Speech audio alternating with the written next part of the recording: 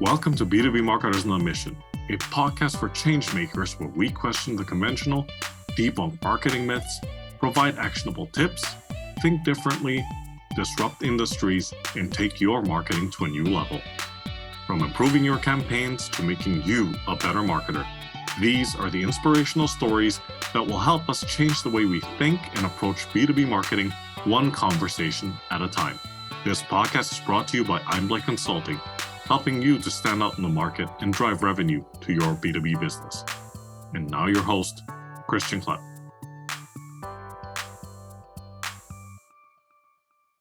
Okay, everyone. Welcome to this episode of B2B Marketers on a Mission. This is the show where we help you to question the conventional, think differently, disrupt your industry, and take your marketing to new heights. So this is your host, Christian Klepp, and today I am joined by someone on a mission to combine digital marketing and data science to deliver better B2B marketing results. So Michelle Bassett, welcome to the show. Thank you for having me. Great to be connected, Michelle, and I'm really looking forward to this conversation because I know that introduction sounded like a bit of a mouthful, but it's highly relevant, it's very useful, and I have no doubt that you are going to knock this conversation out of the park. I will give it my best to give it. Okay. Michelle, I mean, this is short of stating the obvious, but your professional background is incredible. So you have this unique blend of expertise in, let me see if I can get this right, behavioral science, data analytics, and internet marketing. So yes. For this conversation, let's focus on a topic that I believe has become part of your professional mission, and that is the value of combining behavioral analysis and data analytics for better B2B digital marketing results. So if we were going to kick off this conversation with a question, let it be this. Why is an understanding of these different disciplines important for B2B digital marketing? Well, for B2B digital marketing, it's important to have this combination, or at least to be aware of this combination, because it happens organically. People are behaving and users are using. And so there are data points that come from that. And part of my behavior analysis background, most people associate it with ABA therapy or treating kids with autism or even business organization. So as far as the whole, I think it's called organizational behavior management companies who come in and restructure companies based on, different personalities and job functions and things like that. But when it comes to marketing and B2B marketing specifically, having that junction of understanding of things that are happening anyway, it's just gonna make your marketing campaigns that much stronger. Fantastic. And we will get into the nitty-gritty aspects of that later on in the conversation. But that was such a great segue into the next question. Mm-hmm. And I have no doubt you will have no problem answering this question because you've probably seen it all. Mistakes and misconceptions. So when we're talking about combining these different disciplines, what are some of these things that you've seen out there, that mistakes that marketers make, and how should they address them? Well, there are a few. Again, I've worked many disciplines in many different companies. The main one is what I'm calling data nets, right? So if you think about fishing, and you make your net or you cast your net, there's data nets. So if you are a company that uses Google Analytics per se, 9 times out of 10, you probably either should be using Google Tag Manager or some sort of platform. Tag management software that collects that information. So whether it's a Facebook pixel manager or ad roll for your retargeting efforts or what have you, there is a data net, something that's capturing front end data and sending it to the back end so that you can analyze those numbers. So just not setting those at all. I've seen a lot of companies who were pretty successful, pretty profitable. A lot of them had either no DNA team or what DNA is data and an analysis team, which is more an engineer, an analyst position, or they just I guess, forgot to set the data nets. I don't know what happened. And the marketers are left jumping from platform to platform and trying to figure out, okay, did this person click on this button or did this person click on that button? And they never really know if their marketing campaigns as a whole was successful down to the user journey. It's always these high level, you go on YouTube, you see, okay, I had this many impressions and this many conversions, but even your conversions are a little bit off because the pixel was never set properly. And you don't actually understand what those particular impressions and those visits actually mean in the grand scheme of things, because you don't have the whole picture of what your organic traffic even looks like to even compare your actual marketing, your paid marketing efforts rather. And so that's one of the biggest ones. Another one is just generally just being overwhelmed by the idea that today I have to look at numbers. And so a lot of times marketers are put in this creative box. And yes, marketing is creative and it's fun, and you get to make all this content and all these visuals, and you get to play inside of Illustrator and all these lovely artsy crafty areas. But for validation purposes, you really want to make sure that the numbers and your creativity go hand in hand. So it was not setting those data nets at all and just being afraid essentially of numbers. And I feel like that's where a lot of people fall short. Absolutely agree. Absolutely agree. I did have one follow-up question for you, and I'm pretty sure you can answer it. Not everybody is going to be a trained data scientist going into this, right? And I believe that was also part of your point. And there is definitely the factor of becoming overwhelmed with all the data and the attributes and the numbers to look at. So let's just assume, because there are listeners out there that are most likely facing these situations, right? Going into this, what is the best way for them to tackle this type of problem, like the ones that you've just mentioned, without necessarily having to be the data scientist type? So let's look at this from maybe like a more top view perspective, if we can. Okay. So to kind of combat that, right? So no one besides me and like 6 other people in the world are internet marketers and data scientists, right? So let's clear that air. You do not in any way, shape, or form have to be a data scientist. But at the end of the day, most of your platforms are going to come with some sort of analytics. So as far as dipping your toe in the water, kind of just starting to look at numbers, I would say find the metric that is most impactful for you and start there. And so we call them KPIs or key performance indicators. So find your main one, not impressions, not necessarily anything that's out of your control, but the main thing that your job is paid off of. Find that one thing for you and learn everything about that one number, and then improve that one number either by saying, hey, I need more data around how many people went from this page to this page to this page, or I need more data around this particular marketing channel. And then really, really, really hone in on that number. Once you perfect that number, and for those of you who report to CMOs or CTOs or whatever, and you can tie that number to bottom line revenue and profit, then you'll get more and more comfortable because you'll eventually be rewarded for your efforts. And again, it's just one number. Start with one. Start with that one thing. The one thing. Yep, one thing. Fantastic. Michelle, in your experience, what types of core problems, and give us maybe 3 to 5, right? What types of core problems do behavioral analysis and data analytics solve for B2B marketers? Well, the biggest problem, and I necessarily wouldn't call it a problem. I would say it's a road to discovery, but then I'm being all romantic and marketer-y at that point, right? But there's a lot of power in customer journey mapping. There's no big buzzwords around it right now, but I would say maybe like 2016, 2017, there was a lot of big name, big brand push to know exactly what a user was doing on your website, on your app, and because again, 2017, and then how did it get from the internet to your store?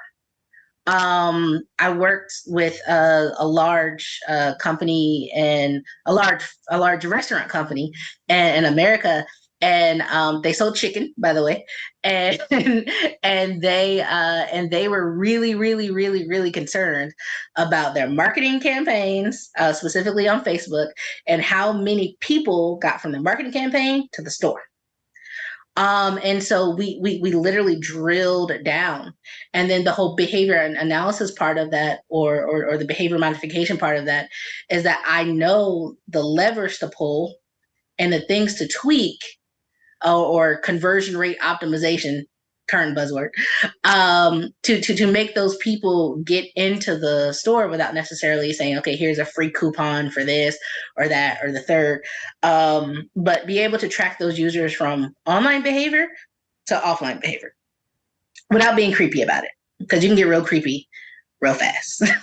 but that is the main one. So conversion rate optimization and customer journey mapping, essentially. Having those data points that we make every day, and being able to look at it from a higher perspective without getting into people's personal lives. And now, it's a whole invasion of privacy. And just being able to tweak people in a very ethical, sound way, but to ultimately increase profits. Absolutely, absolutely. And I'm glad you brought that up about the sensitivity around data or privacy, information and what have you, because I suppose in the United States it depends on which state you're talking about, but also, for example, over in the EU you've got the GDPR, so there's a lot of like sensitivity around using people's personal information and those details, right? Yes. Okay. So we're moving on from that topic to another one, which you've talked about it a bit in the past couple of minutes, but again, behavioral analysis and data analytics, they're both topics that can generally be, except for you and the 5 other people, it can be pretty overwhelming. Yes. And we did talk about, like, okay, you mentioned focus on that one particular metric and concentrate some efforts around that particular metric or attribute. But if the B2B marketers, the folks that are listening to this show and this conversation, if they are following these steps, they're sifting through all this data and they're trying to consolidate it to be presented to, let's say, members of senior management, the board of directors. You've been there many times, I'm sure, right? Yes. They do not want you to present them with a novel, right? Absolutely not. They want you to have a presentation that is as succinct and straight to the point as possible, that will tell them what they need to know, and will also hopefully get you the approval and validation that you need from them.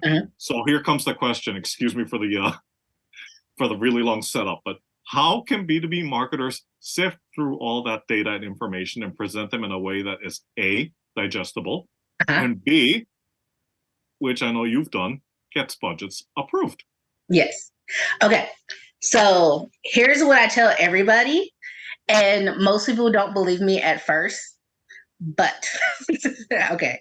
So 9 times out of 10, no matter where you are typically interacting with either your marketing director, your chief marketing officer, and then the chief technology officer sometimes, and then some guy in finance. There's always some guy in finance is lurking around the corner somewhere, right? And so when I make presentations and when I have this wall of data in front of me, I have to talk to my higher up, so typically a director in marketing or above. So they want to know the types of campaign and ultimately your thought process as far as beginning, middle, and end. So impression, this happened, and here's how they convert it. When it comes to the finance guy, right? He doesn't care about any of that. He's like, look, how much money did you spend? How much money did you make? That's it. The only thing he cares about. He doesn't care about the agency you worked with. He doesn't care about this. He doesn't care about anything. So what I do is I have this executive summary slide. It is the first slide. It might be 2 slides, depending on the length of data and length of time. Also, any quarterly reporting or like anything like that, everything is clear cut on this one slide in text format. Might be 1 or 2 charts. I know people have mixed feelings about pie charts, but it might be 1 or 2 charts, and one might be a pie chart. I don't know. Might feel spicy that day. Don't know. So, in that one executive summary, I'm giving the beginning, middle, and end. Then I'm saying, okay, here's how much money we spent. Here's how much money it produced. And then we can literally end the presentation there. But when I do presentations, I have this thing called prove it.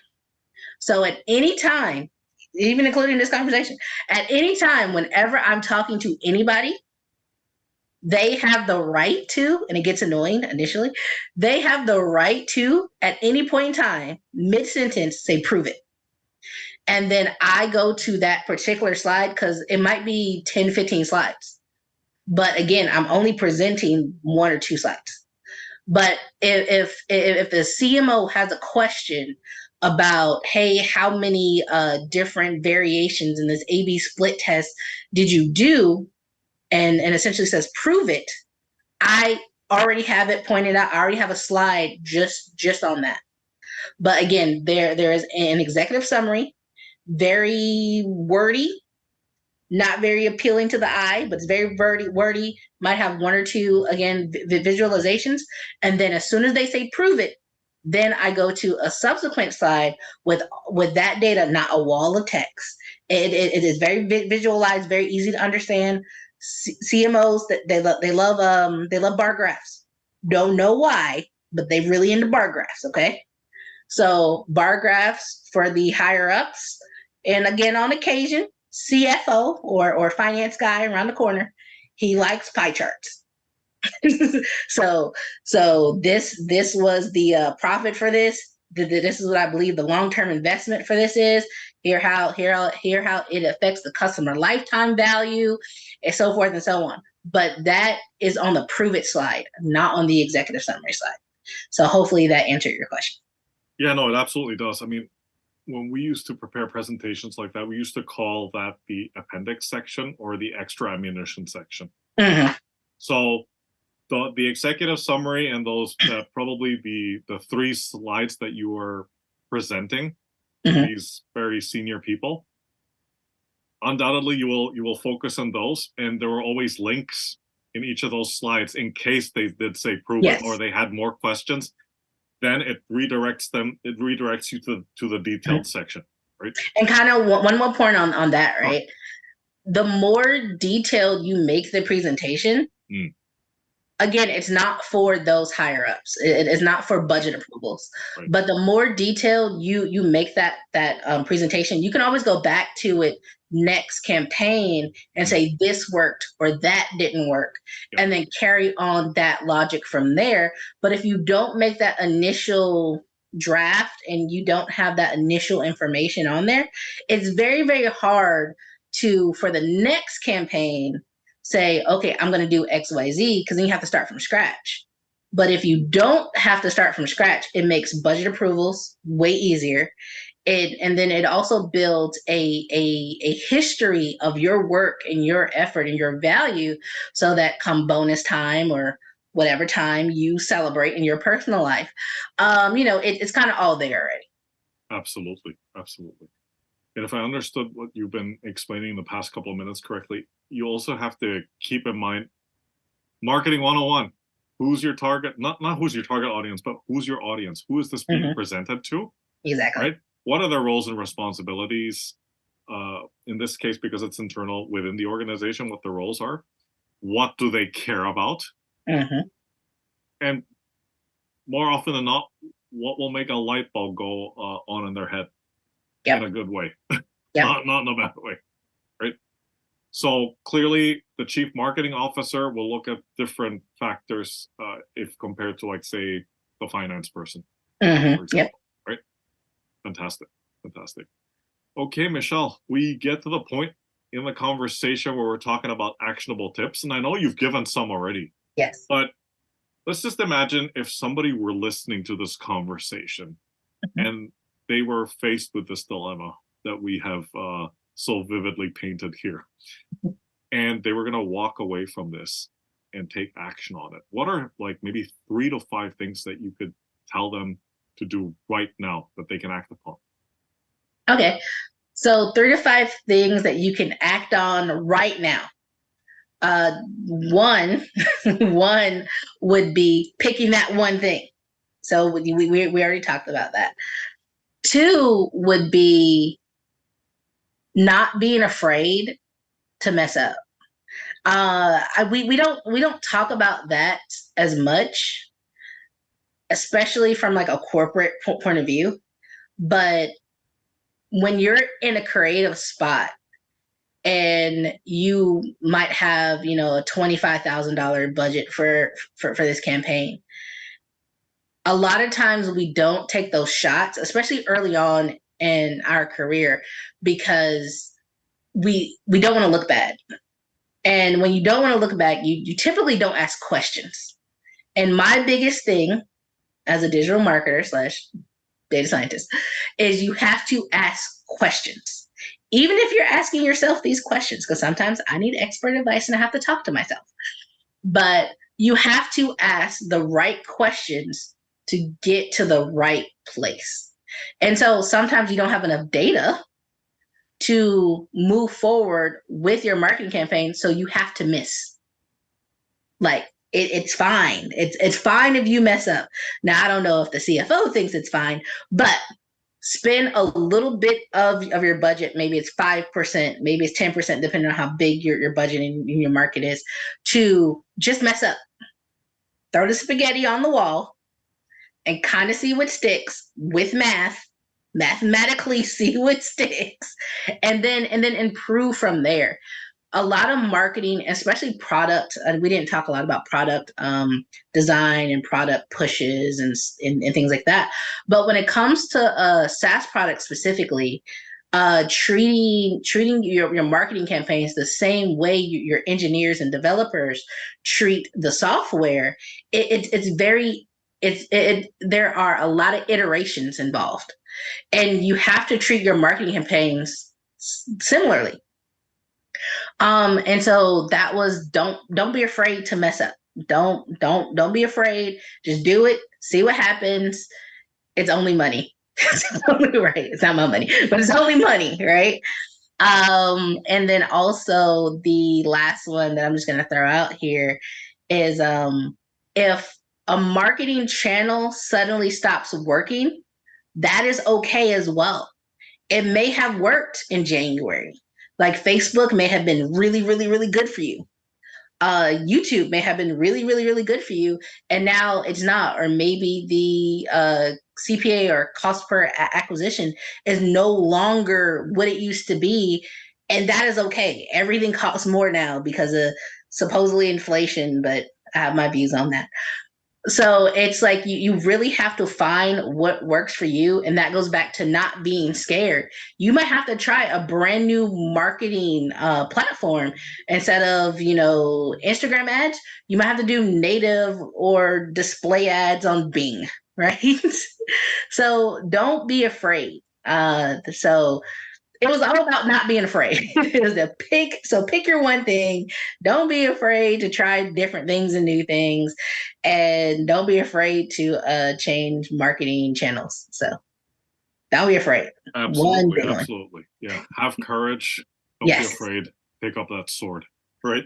Yes. And yeah, on the topic of inflation, I would say that that's probably a topic for another podcast that is more politically inclined. Yes. Or economic, right? Yes. Yes. No, thanks for sharing those. And that's a great segue into the next question. And I know you've spoken about metrics a little bit, and you did say pick that one thing. So I'm going to throw that right back at you and say, well, just from your experience, what exactly is that one thing? Or I suppose it depends on the organization, the vertical, what they want to measure, what type of campaign they're running, that stage in which the campaign is at. Yeah. But like, over to you. What type of metrics should B2B marketers be paying attention to? Okay. This is gonna sound controversial. Hear me out. Go. And so this is me coming from a point of view of I've done big for profit, medium for profit, small for profit, and I've also done nonprofit. So really what it comes down to, this kind of goes back to the previous point that we were talking about with changing your marketing platforms and distribution networks. Okay, so the main metric, the main metric is going to be market saturation. So a lot of times out of the box, your platform might not have a market saturation tool. I know Facebook does. But if you dig a little bit deeper, and you can actually request, I know Outbrain does it. If you request like additional numbers, they'll tell you. Same thing for HubSpot. HubSpot actually has a lot of data that I'm like, how did you guys get this information? Wait, I don't want to know. So so it market and audience saturation can be your best friend, because eventually you'll have a plateau. It's called the point of diminishing returns. That's typically what people call it, where they've been doing good, they've been doing good, they've been going up, they've been going up. Now, all of a sudden, they've kind of teetered, not even teeter off, but like no matter how much money they spend, no matter how much content they make, no matter what happens, they never really grow. They might kind of bip up here and there, but they never really skyrocket the way that they, probably promised 9 times out of 10. And that's because the area is saturated, especially for local, like actual brick and mortar companies. A lot of times outside of that 5-mile radius, you're not going to get a lot of traffic coming in. If you're a dentist office, which I don't know if there's a lot of dentists listening to this, but that's the only thing that I could think of right now. You're only going to have that 3, maybe 5-mile radius. And that's just for general dentistry. Now, if you're some kind of special doctor who does special doctor stuff, then it might be a little bit bigger. But when it comes to like any sort of major enterprise things where there's a location barrier and geofencing involved, there's only so many people who live in that area. So if they haven't acted on engagement point 11, engagement point 15, they might not do it at all. And so you have to take that into consideration, especially when you're looking at your individual platforms as well. Well, how much audience and market saturation can I really get? And again, people find that controversial. So open to interpretation, I suppose. Yes. But like, yeah, no, I mean, I think that was a really good point, and thanks for sharing your insights on that. All right, Michelle, I kind of feel like you've been on your soapbox all this time, but just stay up there a little bit longer. All right. I will. A status quo in your areas, plural, of expertise that you passionately disagree with, and why. And please only pick one. So the main status quo thing that I feel is a little bit overrated is a social media presence. Now, for a large corporation who has B2B and they sell, toilet paper inside of commercial buildings, a social media presence may not be needed. Now, if you scale that down to someone like me who is doing a podcast now, it may be more inclined for me to have one, but really I have the socials. I'm not really on the socials. And so I honestly don't believe that the amount of content creation, content management, and content preparation that it takes to go viral, because everyone wants to go viral and they're never prepared to go viral. It's a whole thing. Everybody wants to go viral. That's not needed to have a good, sound, financially stable business as a whole, but marketing campaign. Now, if your goal as a marketer is to go viral, then you have to have certain things in place to capture that viralness, right? And so if you're trying just to accidentally go viral, don't do it. It's just going to be a waste, and then you're going to get bad PR. It's just going to go bad for no reason. But I really think that posting 3 times a day on 5 different social media platforms and doing TikTok dances for every single business for as far as a status quo for a marketer is not necessary. It's just not necessary. And TikTok has taken everything by storm, and the cost per acquisite, well, the cost per impression is super duper low, and everybody's jumping on the bandwagon. And there are a lot of businesses who can thrive from TikTok fame and viral videos going out. But if you are a Procter and Gamble, and you are supplying paper to businesses all over the world, or your Xerox or whatever, you sell big industrial printers, I don't see it. I just don't see TikTok dances on top of the printer. Like I don't get it. I don't get it. And I don't think that the money is well spent in that area. I think customer outreach, customer engagement, maybe even giftology, if we take it offline, and start to track on some of those behavioral things, would actually be more beneficial than paying some influencer to dance on top of one of your printers. I don't know.